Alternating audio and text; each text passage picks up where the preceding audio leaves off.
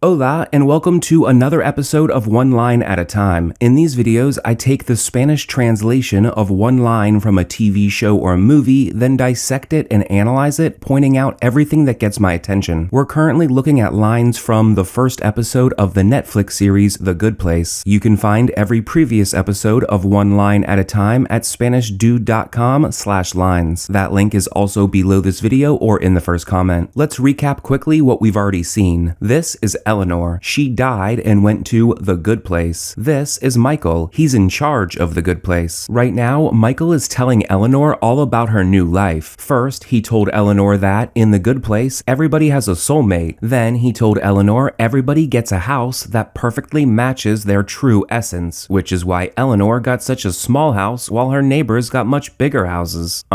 Then inside of Eleanor's house, there were pictures of clowns covering one wall because Eleanor loves clowns so much. Wink, wink. Picking up from there, after Eleanor confirmed that she does love clowns, Michael showed her the video system where Eleanor can review everything that happened in her life from her point of view. As an example, Michael pulled up a video of medical workers helping children and said, "This is your human rights mission to the Ukraine." And in Spanish, the subtitlers translated that as, "Esta es tu misión de ayuda humanitaria en Ucrania." Let's start right at the beginning with the word esta. This is esta, no accent mark on the A, not esta with an accent mark on the A. Without the accent mark, as in this example, esta means this. With the accent mark, esta usually means is. It comes from the verb estar, which means to be. I covered esta with the accent in a video called The Three Enemigos. A link to that video and anything else I mentioned in this video is below or in the first comment. In this context, esta is a noun or a pronoun. It's the subject of this sentence. Esta is the noun that does the verb, so esta is the subject. More specifically, in this example, esta is considered a demonstrative pronoun, which is really a demonstrative pronoun. I don't like to say it that way though. It sounds super snobby, and saying it that way doesn't communicate as well what demonstrative pronouns really are or what they really do. When we say something like "this is your human rights mission to the Ukraine," we usually have to demonstrate in some way what we're talking about. We have to demonstrate what this represents. In this case, Michael demonstrated what this represents by playing the video of the mission and staring at it while talking. The big difference between English and Spanish when it comes to demonstrative pronouns is, in Spanish, they have to match the gender and number of the noun the speaker is talking about. In this example, the translators went with esta, not este or esto or anything else, because this represents a human rights mission, and in Spanish, the word for mission, misión, is feminine, la misión. The word misión is singular and feminine, so they went with esta to match. Esta is singular and feminine. I go into all this much further in the adjectives module of my premium course, Logical Spanish. In Logical Spanish, I cover all the demonstratives, este, esto, esta, ese, eso, esa, and all the plurals too. And I also include a chart to make it easier to choose which to use at a glance. Okay, now let's talk about ser versus estar, both of which mean to be. In English, Michael said, "This is your human rights mission," and in Spanish, they went with ser, not estar. Esta es tu misión. Es comes from ser. Why did the translators choose es, not estar? Well, according to the rule of thumb I talked about in my ser versus estar video, we tend to use ser for permanent stuff and estar for temporary stuff. In this context, this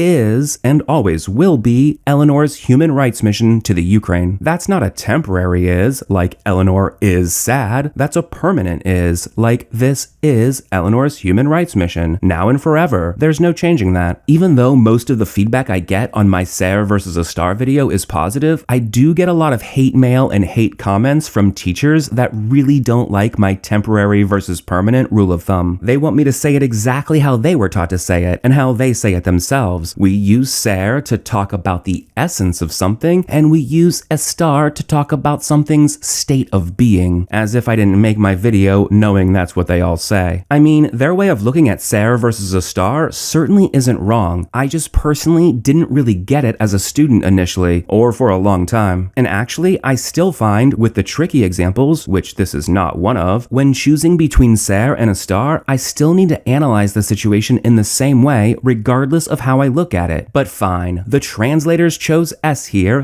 not está. They chose ser, not estar, because being a human rights mission is part of the essence of the word this. Being a human rights mission is not the current state of being of the word this. Explanations like that are a good reminder of why I started making Spanish videos in the first place. Thank you, my gringo, for watching. Speaking of you, I should point out quickly the word tu right after es. That's tu without an accent mark on the u and means your. Tu without the accent mark on the u is a possessive adjective and means your, while tu with the accent mark on the u is a subject pronoun and means you. If any of that isn't clear, check out the Spanish quickies I made on both topics. There's one about possessive adjectives and another about subject pronouns. Next issue, I want to point out 2 examples of words don't mean words, and I swear I'm not trying to work this into every video. It just comes up in every video. That's why it's so important. Words don't mean words. Words stand for ideas, and there are almost always, if not always, multiple ways to express the same idea. In this example, they translated human rights mission as Misión de Ayuda Humanitaria, which more literally means mission of humanitarian help. They can do that because when said in the same context, human rights mission and mission of humanitarian help basically mean the same thing. Even if we didn't have a video or a picture to look at, in this context, both phrases would still put the same image in our minds. The speaker is talking about a trip to help people. They could have translated human rights mission more directly as Misión de Derechos Humanos. That's something they'd say in Spanish, I think. They just chose not to here for whatever reason. Maybe just a whim? A lot of times, the way we say something is just the way we say something, with no more logic than that behind the decision. The second example of words don't mean words is, in English, Michael said to Ukraine or to the Ukraine, while in Spanish, they translated that as en Ucrania, which more literally means in Ukraine. Again, this might have just been done on a whim because una misión a Ucrania is something they'd say in Spanish, and in this context means the same thing. A mission to Ukraine, a mission in Ukraine, in this context, that's the same thing. I used to freak out whenever I saw that a Spanish translation used a different preposition than the English sentence. The words in, to, and en are usually prepositions. But now I realize in a lot of those examples, but not nearly all of them, they could have used the same preposition in Spanish that we used in English, and we could have used the same preposition in English that they used in Spanish. We just said it the way we said it on a whim. The last thing I want to talk about is the word humanitaria is a descriptive adjective here that tells us more about the noun ayuda, which means help, la ayuda. And in this example, humanitaria was placed after the noun, it's ayuda humanitaria, because in this example, the adjective humanitaria tells us what type of help the speaker is talking about. The speaker isn't talking about Spanish help or electrical help, they're talking about humanitarian help. In this world, there are different types of help, and humanitarian help is one of them. That's why humanitaria was placed after ayuda here. In general, when a descriptive adjective is used to differentiate between different types of a noun, the adjective goes